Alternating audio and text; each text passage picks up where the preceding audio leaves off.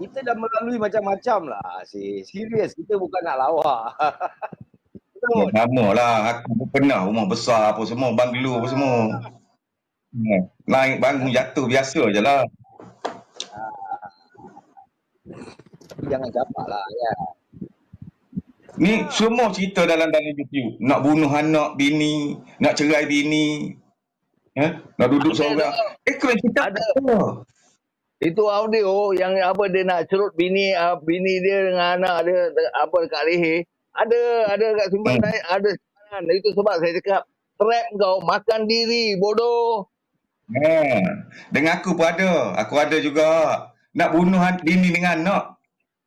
Sebab kecewa. Gila.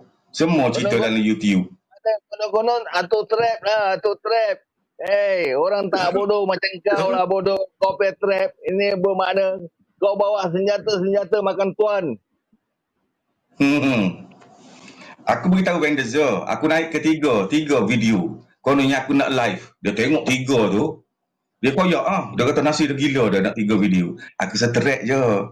Bendezer, betul nanti dia dah mengamuk dah. Habis dia cerita. Bodoh.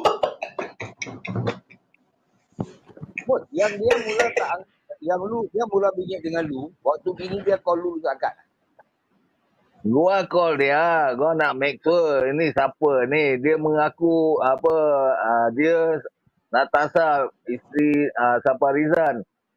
Bila ini gua call, bila gua dapat itu WhatsApp, gua call dia. Dia tak mau angkat. Dia cakap konon-konon apa semalam gua tak sedap. Yang gua masuk DP live. Dia cakap ini apa dia kat dapur dia tak tahu. Habis biasanya kalau kau tak tahu, Abasam kau boleh jawab dengan WhatsApp aku dengan melalui apa WhatsAppnya cara. Wak Iman kau tak call pun kau jawab. Bila aku kasih kau duit, keperluan kau jawab dengan aku dalam WhatsApp, bang terima kasih bang ini semua apa moga-moga apa ini Tuhan apa merahmati inilah kepala butuh lah kau Sabarizan.